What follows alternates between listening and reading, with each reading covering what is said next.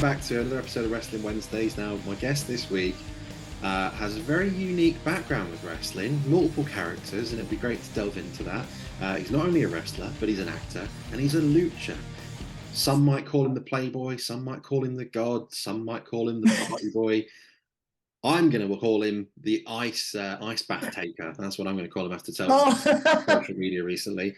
My guest this week is Philip Bedwell. Nice to see you, Philip. How you doing?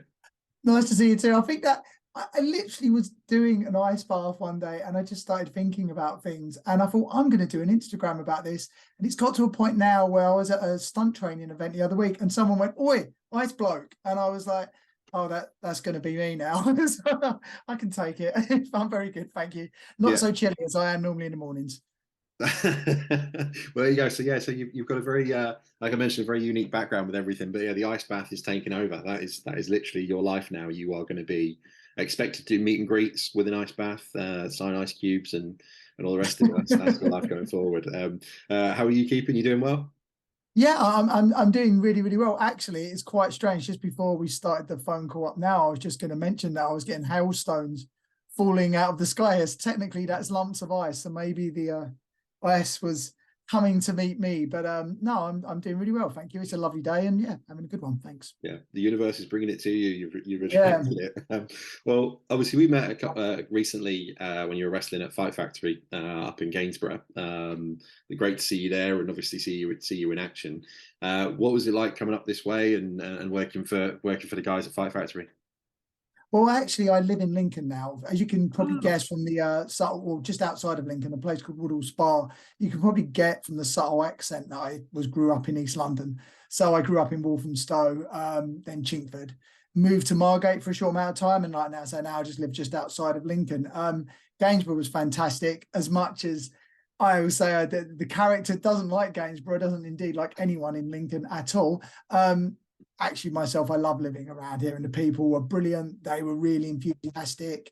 They were emotional and tied into the story more so than let's just do a gymnastics display, which there is place for in wrestling, but they cared about the story and the characters more than the gymnastics display, which is exactly what I want as a performer. So yeah, it was a great time, and Jack was a great opponent, and Fight Factory Wrestling is a fantastic company. So yeah, great time all around. Thanks, mate.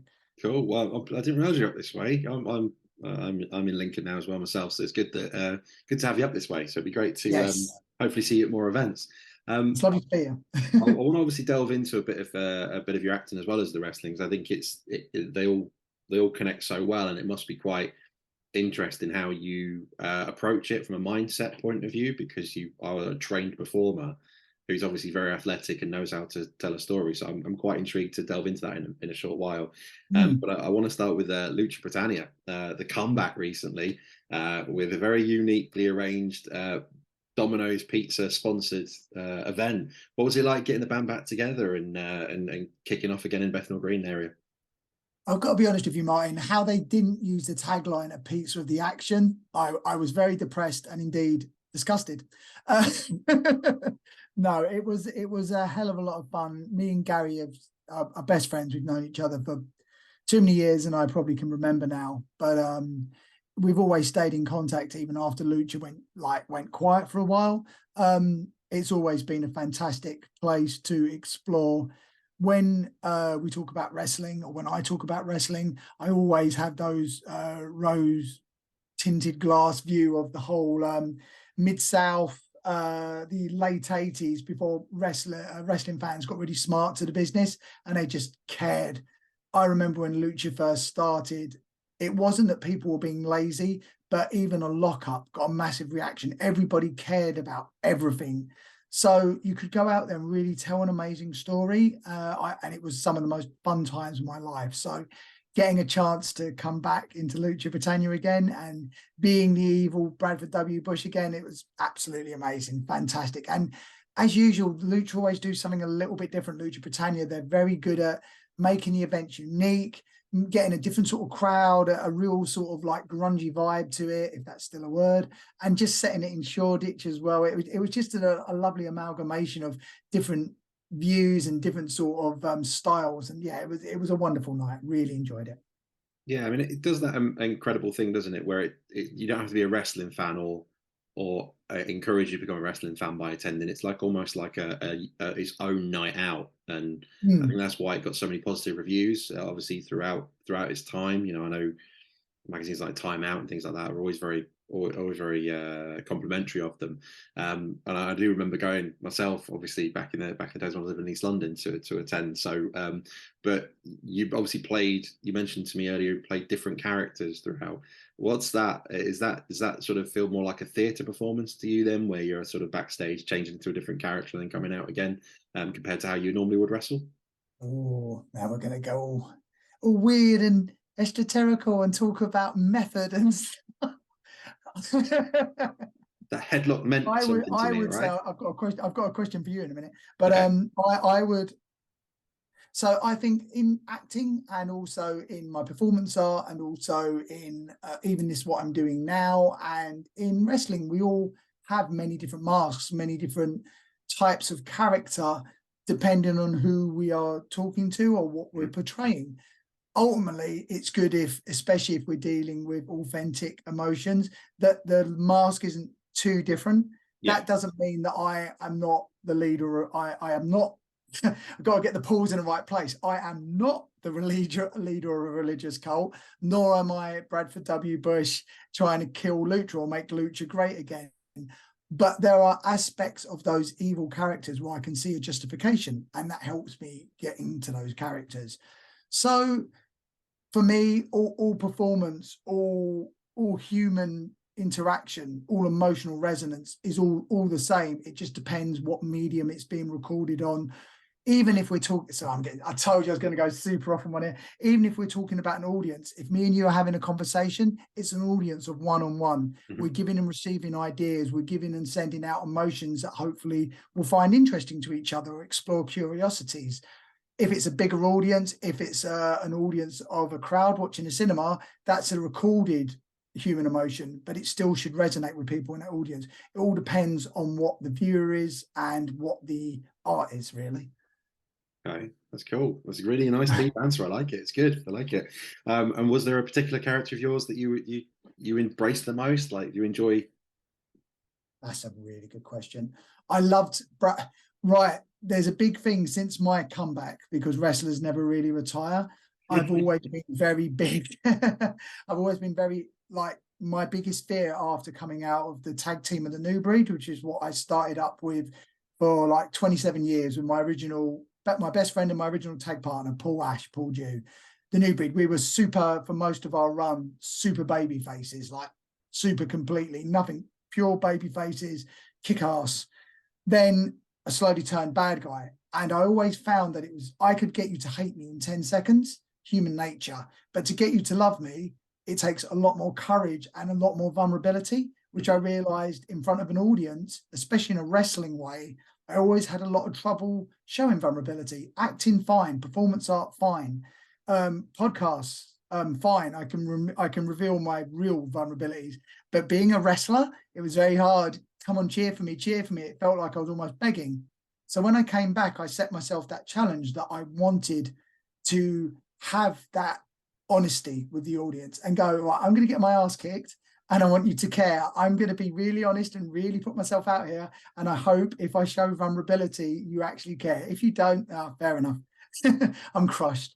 But to be a heel, to be a bad guy, it was so much fun. Bradford W. Bush doing Download Festival with one of my other best friends, Liam Howard, as Estelle Stupido, the human torpedo, and then throwing cups of urine at us in Download Festival while I was tearing apart the Union Jack.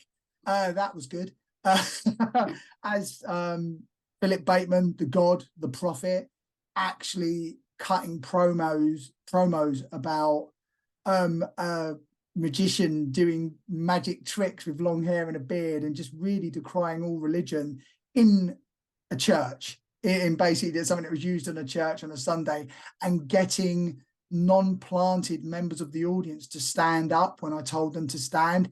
That sort of power, even though I'm playing a character, when you're playing any character, for me, in art or in performance art or whatever, wrestling, you want that very thin liminal line of you are portraying a character, but in that moment you're in that moment, and you are one and the same. You have become that character. That there's no boundary anymore. You are that person, and getting that, as Philip Bateman and Bradford W. Bush, getting that level of hatred and enjoying it and being able to manipulate it, it's a wonderful feeling. It is that power and that control and that ability to motivate and manipulate an audience. Because with acting, you're always going to be left at the mercy of an edit. With wrestling, it's all in that moment. And I sort of love that fact that it's very ephemeral. It's there, then it's gone, and either you got it or you didn't, but I'm completely in control of it, or as much as I can be, or it's in control of me. That's really cool. Thank you for sharing that. I mean, that's what's really enticing about speaking to you about it all, because it's not just your wrestling background that you're looking to put on a show for, and you're trying to tell the wrestling story, and you're trying to entertain fans in whatever you're trying to achieve. You're coming at it from a different point of view. At what point, sort of, I don't know if from your acting training and your wrestling training, at what point did you realize you wanted to do both? Oh, so I did a lot of drama when I was in school, a fair bit of drama. Sort of got out of the habit. But wrestling is so much like acting anyway. There's probably some actors and wrestlers both like now, but I can see the commonalities. And for me, it was so even when I do performance art, it's an aspect where I'll take a small rein-in bit of my everyday life, or a small bit of wrestling, and then magnify it and just get people to think about it in an abstract sort of way. So whenever I don't really see the differences. And I thought, well, if I can explore wrestling is very physically hard on the body. Acting in a weird sort of way can absolutely exhaust you as well. You don't feel physically beaten up, but you are very tired if you've gone a whole day holding a character, doing repeated takes. But that said, there's so many similarities, and it's all, do you know anything about the flow state? Like the state of flow when you're lost in the moment. It's, you know, people call it mindfulness, just be, or whatever you want to do it. And it's just getting, I don't see a differential, whether you're watching something, looking at a painting, spending time with someone you love, meditating, acting, wrestling. There are moments, and you can't plan for them, where you're just there, you're completely in that moment. And I'm like, I guess that's my drug. Any place, any way I can find that moment of just being in that, that's what I seek out, because that feels to me like the purest form of human expression. So any way I can get that, let's do more of that. So that's why I'm greedy for it. So I just want to explore it in as many ways as possible. That's cool. And obviously when you work with new talent now, obviously when you, like, for example, you're working with Jack at Fight Factory of the Week, do competitors sort of talk to you about the different elements they can bring into it, or do they just literally, is it very much it's wrestling, we're not getting into that deep, we just want to put the match together, and that's kind of how it works? That's a really good question as well. I guess it depends how far you want to go down the rabbit hole, really. Not everyone, you know, like you say, people just be like, well, it's just beating each other. It's just fake fighting in pants, isn't it? You can say like that. Yeah, you know, it's just, you know, whatever you want it to be. With Jack, who's an incredible performer, I was absolutely blown away by how professional he was. Just really, like, Hayden and Becca are doing an absolute amazing job of training up their talent in Fight Factory. Not only as they work snug, which is I think I love, but safe at the same time. Their characters, and they're putting it on for the audience as opposed to just putting it on for themselves or a GIF on TikTok or whatever. So not that there's anything wrong with that. That's a style of wrestling. That's fine. But yeah, I think with Jack, for instance, when we did the promos building up to the match, we had a little chat about what emotions we were trying to convey. In wrestling, if people want to talk to me and go a little bit more in depth about what would my character do, why are we doing there, we can do that. But a lot of the times you can just sort of judge it, really. You don't have to go so deep. For me personally, I see things very visually. I think less about the moves and more about the emotional response I want to get from the audience. it's much easier as a heel because how do I put this? Your hands are on the steering wheel a lot more. So you can really rev up or pull back depending on where the audience are. You can also listen and go, they're not buying this, I better start selling something different. So as a heel, you have a lot more control. So really, it just, yeah, for me, it just depends on, I can go to a level of come back now, do this, do that, less of this, more of that. We've got 2 minutes, let's go home, whatever we need to do. Or we can really sit out the back and go, okay, why would I do this? What are we looking to get here? What happens if the crowd do this? Let's watch this first match. Okay, they like that. Okay, they've seen that now. We don't want to do that again. Oh, they're enjoying working body parts. Oh, they like comedy. All of these aspects, and then make choices from that.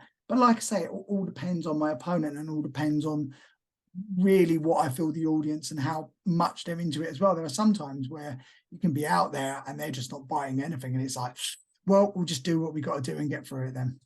Yeah, it sounds like your mind is constantly ticking, which is great, and I think that's what people relate to. They can see you're trying to figure something out, and I suppose that comes across well in the performance, because in theory, if we're watching a fight, you'd be thinking that person's trying to understand how to beat his opponent, and obviously that's the expression that's coming off. So yeah, it all tallies up really nicely. So it's great, and that's why you've had such a successful career, if I can say the word.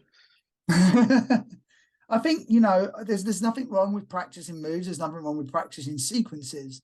I think you need to, for me, it's sort of like with acting, when you've got a script, you need to know that script. You need to know the words back to front, everyone else's words back to front, left to right.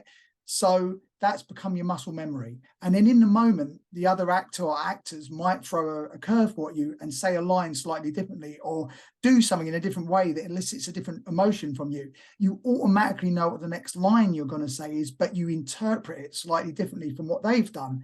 I think wrestling is very similar, that you know how to bump, you know how to take care of each other, you know what your character would do in any given situation. But when you're out there and the accidents happen, because they do, and I don't mean painful accidents, I just mean something doesn't work out like the way you expected it to, then your body automatically knows how to react to that, and you can carry on being in that moment and telling that story the way it's gone. All of my favorite matches I've ever had, particularly the ones in EWW with Scarlett, lots of those parts of those matches happened where accidents happened, where things didn't go like we expected, but we dealt with it in the moment. Then you get that trueness of the performance, that true, like you say, it feels like a real fight. Fights shouldn't be clean. They should be a little bit scrappy. They should look like a bit like we're trying our best, but things go slightly wrong. And that's what that's, in boxing, you have sometimes you have when they rip onto each other, the clinch. UFC, you don't always get up cleanly. And it's in those struggles that people go, oh, I'm watching something real now. This means something. Yeah, that's cool. And I suppose that's the next level of training. People obviously, like you mentioned, Hayden and Rebecca, they teach the safe training and how to do the work, and they teach them how to be characters. Do you think the next level of training for professional wrestlers is understanding promos and knowing how to utilize social media? I mean, obviously people use social media and it works out really well, and there's some great production quality out there, but I think it's that understanding of what you're trying to achieve from it, and maybe not just I'm doing this for the sake of doing it. I need to go into, when I'm doing this promo, there's things I need to reach and hit. And do you think that's the next thing that there needs to be maybe brought into the training schools? Yes, reps. What work in the crowd, listening to a crowd is so important. And when you develop a character, knowing what your character would do in any given situation, and it can be very, like wrestling, all the best characters to me are almost similar to the person themselves, or at least have aspects of them, but you rev it up or take it down. You, like I say, find the justification in what you do, and then and make it interesting, make it impactful. So many promos these days, let me tell you, when I get you May 27th in this ring, you're never going to be the same again. And it's like, God, like you can get Chat CPT and just type out write me a wrestling promo, and it's like that. It's like, look at old stuff, get your ideas from older stuff that really hooks you, but then change it slightly, steal from the best because they stole from someone, they just made it their own. And that's all you need to do as well. There's the beautiful thing about social media and the internet and stuff now, there is limitless. I used to have to get VHS cassettes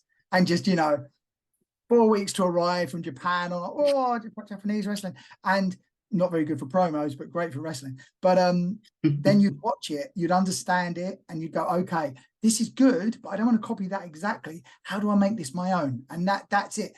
It isn't just when you're in the ring. You should constantly be working on your body, working on your performance, working on your diction. Even if you're just cutting a promo to the mirror, looking at your facial reactions. You're making it too big? Are you not doing enough? Are you stone-faced? And it does feel uncomfortable because you're facing yourself, but that's something you've got to get comfortable with, the discomfort, hence the ice baths. You've got to push yourself to look at what you're doing as a performer and going, does it resonate? Because if it doesn't, you've got to change it up. Obviously, you mentioned EWW being some of your favourite times, and obviously also your tag team run. Yes. I wondered if you could share a couple of stories about either, and they can either be, you know, fun stories or favourite stories. It'd be interesting to find out a bit more about. Legally binding stories. Yeah. Right, that's a good one. Let's have a think. I'm trying to think of a good. I'll have to think. I think probably me and Tanya, so Scarlett. I'll do the EWW one first of all. So we always had a very good working understanding of that. When we went out there, as all good friends are, she's one of my best friends. We would crack each other like that. They were like, it's in safe places, but we had that thing that I wanted her to look like a strong champion. She was taking the title from me, and she liked to hit hard, and I like to, you know, we had that understanding anyway. So in the last match, I always thought a lot of there was a spot that Randy Savage and Ultimate Warrior did in Randy Savage's retirement match, where he hit like 5 elbows on the Ultimate Warrior. Then Warrior kicked out, and like Savage does this amazing like sort of bug-eyed face to the camera. They got ripped off lots.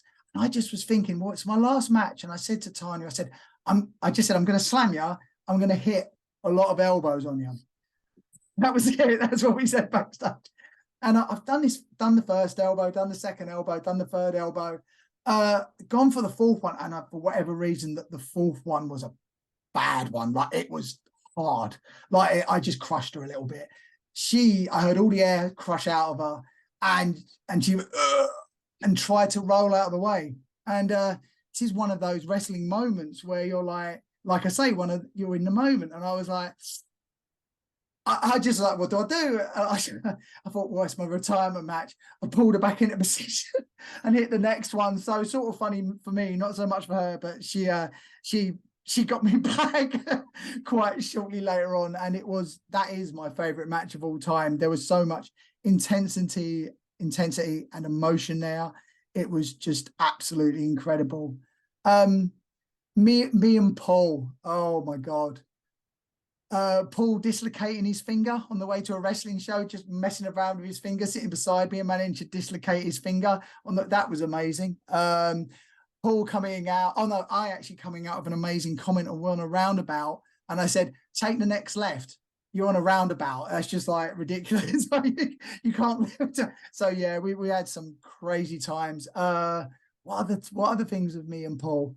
Oh, when I got busted open in one of our famous matches in EWW and lost so much blood, they had to change not only the canvas, they had to throw away the canvas, they had to throw away all the padding underneath the ring because I'd soaked it through so much blood. Wow. And Paul came backstage after the match. I was the one that cut, and Paul was covered in my blood. And the nurse has gone up to him, or the backstage first aid has come up to him going, oh my God, oh my God, oh my God. Like checking him all over. And he went, no, it's not me, it's him, he's still out.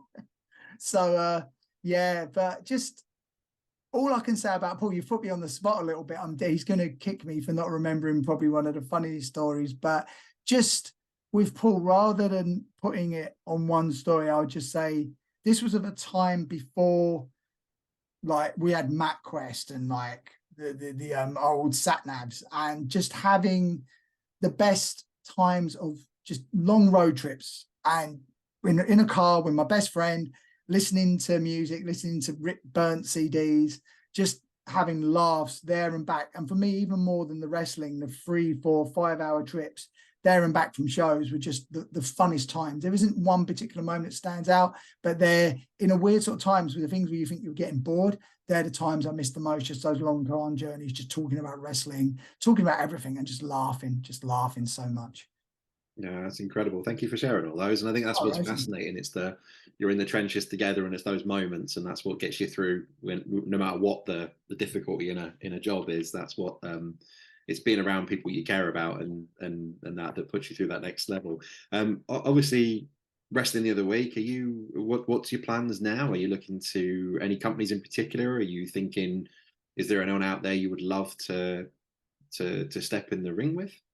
I also work for Paul and Justin Feller's company, Ultimate British Wrestling, UBW. I've done a few shows for them. Fantastic talent. I wrestled a guy called Ricky Calvé recently, who was absolutely phenomenal. There's an amazing, like Chris, who's an amazing performer out there. Shannon, I'm using their real names rather than their made up names, sorry. But they're just like from top to bottom there, an amazing roster who I love wrestling now. I'd love to come back to Fight Factory. That, like I say, for me now, honestly, Martin, it's all about the crowds. And like I know I've made a few references to the more newer style of wrestling with very stiff strikes and very athletic displays. If I'm in all honesty with you, I can work to that level, but I know that I'll probably be laid up in bed for about 3 weeks after it. That doesn't mean I can't work incredibly hard, but for me to work that hard, it has to have the emotional payoff. So I love working shows now that people are invested in the matches and the characters as opposed to the athletic displays. That is wonderful. I want to do that as well, but that is the cherry on top, and I have to worry about the emotional cake. That's what I'm going with that. So yeah, Fight Factory. I know I have another one coming up in EWW. Going up against my old stable of Eden, who are getting themselves involved in my business, which should be interesting. UBW, I'd love to work. Also, some of my best friends in wrestling now, Ross Jones, RJ Singh, Rich Whitehouse, Sunset Skip, who both work for UBW as well. I've tagged up with them. I would also love to wrestle against them. Me, Paul, Rich, and Ross often have watch-alongs where we watch old school wrestling and stuff, and their minds for the business are so amazing. I'd love to work with them. I'd also love to work against them. I want to tag up with Paul again as well. I'd love to have one more run as a new breed, or at least one more, not so new anymore, one more match as a breed. We never got to have that last match, and I would love to go out with him one more time. I think it's needed. Cool. Let's get it to happen. I'll put some links obviously underneath the description on the video for like where you can watch it, because obviously some of the matches of UPW are on YouTube. So the one you mentioned, obviously that's on YouTube. I watched it again. Watched it the other day. Some good matches on there. Thank you. Yeah, we'll put the links on there for you. In terms, obviously, where people can follow you and find you. Obviously, you've got a established acting career. People can find out they can get hold of your work. But what's the best way for people to follow you and give you support? Brilliant. Thanks, mate. So I would probably say go on Instagram, Philip Bedwell, PhilipBedwell. That's the Instagram seems to be the place for everyone these days. You can go on my Facebook, but not really much happens on that anymore. Instagram's a place to be. Or if you go onto Vivo, VEVO, that place, and just look at Vimeo, in it. Sorry, that's something else. Vimeo is where all my acting reels and show reels are as well. So if you go on Vimeo and just search Philip Bedwell in the same, I'll pop up with all of my stunt reels, a few matches, me acting and doing my bits. And yeah, that's a good place to find me as well. And do you think there'll be a Lucha show again this year, or what's the sort of plans with that, do you know? Ooh, watch this space. I know the first one was very well received, and there's a thing with Lucha, unlike there's a thing that Ed Gamester does, which is the Mythos Ragnarok, which is he was one of the characters on Lucha that night. He is creating an amazing thing there where it's Viking mythology but done in a wrestling style without the ring ropes. So there is a lot of he's so much squared the circle where people are watching wrestling without it being wrestling. I think lucha does a very similar thing, that you're getting an audience in there that are coming to it, and it gets covered by Metro and the Daily Mail, the Daily Star and stuff like that. So you're getting a different sort of audience and a different sort of reception to it. So I think when it starts to rumble again, it creates an interest. So in a very long answer to a very short question, yeah, I do think I'm very, very hopeful that something else will come. I know Domino's are very happy with it, and I enjoyed eating their pizza, so it was a win-win. Exactly, it's perfect. Yeah, it's great. Well, I'll look forward to hearing about it. We'll obviously whenever we find anything out, we'll give it a share as well. But I really appreciate your time. Thank you so much. I mean, I could literally listen to you talk for hours about the mindset of wrestling, and I think it's a case of, any promoters out there that end up listening to this, it's a great opportunity to balance a show, isn't it, with someone that can come in and really embrace a storytelling method and talk to and obviously still work with any type of wrestlers. So it's great to have a chat with you, and I really appreciate it. And as I say, we'll put the links to everything underneath, and I look forward to hopefully seeing you at an event again very soon. Take care, man. Thanks very much, mate. Really enjoyed it. Could I ask you one quick question yourself, though? Yeah, go. Why do you watch wrestling? It's just my biggest escapism. I watched it as a child and then got out of it, and then got back into it as a teenager and dropped out of it and got back as an adult. It just seems to connect with me. I love sport and I love acting, I love theatre, but it's the one thing that just seems to take me out of wherever I am. I just escape into it, and I know so much about it without knowing that much about it, but I still believe it all, and it's that magic. And I just think it connects to my childhood. And I think I'm very lucky that I got to see it a little bit as a kid, because that's where it takes me back to, and it takes me back to feeling that age again, and just it's the fun, it's the pureness of it, and then you get blown away when you see some really incredible athletic moves or a really good intense moment. That it's like but yeah, I just escape into it. That's the reason why I just love wrestling. I think it's just fantastic storytelling.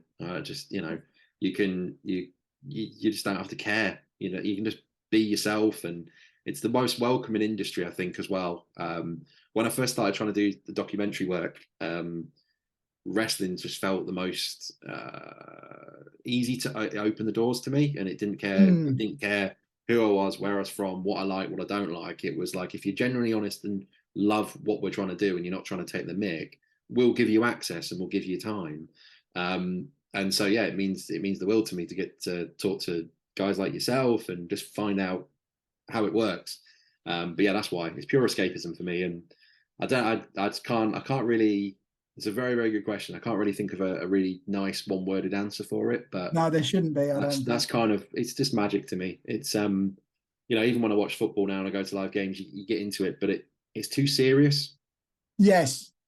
And I love films and everything, but you sometimes get a bit frustrated with tick boxing, or the fact that they keep making so many films of the same or whatever, and then they'll try and do something different and it just doesn't really work, and you're like, you can get frustrated. Whereas with this, there's so many different people you can like, and then you can learn to hate someone, and it's just just to know that you really despise seeing someone come on screen or in an event, and you're like, that's brilliant. I mean, how on earth can anyone have the talent to do that, to make you really hate them and then not hate them, but kind of want to see that? And it's that, I love it. But yeah, that's why. So yeah, that's the reasons why. Brilliant. No, that's a really, really great answer. I think it's the same for actual people who wrestle as well. I just find what generally happened, like you said there, people get into wrestling and they took that little break and they get back into it. The ones that didn't take that little break usually ended up wrestling.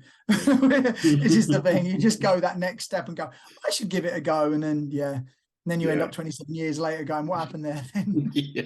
Still you're waking up in tights. But yeah, it's a real genuine pleasure. I look forward to having a catch up with you soon, and we'll have a chat about maybe doing something else. But it'll be great to see you in action again. That'd be brilliant. Take care, Nice mate. All the best. Cheers. Thanks for your time. Bye now. Bye.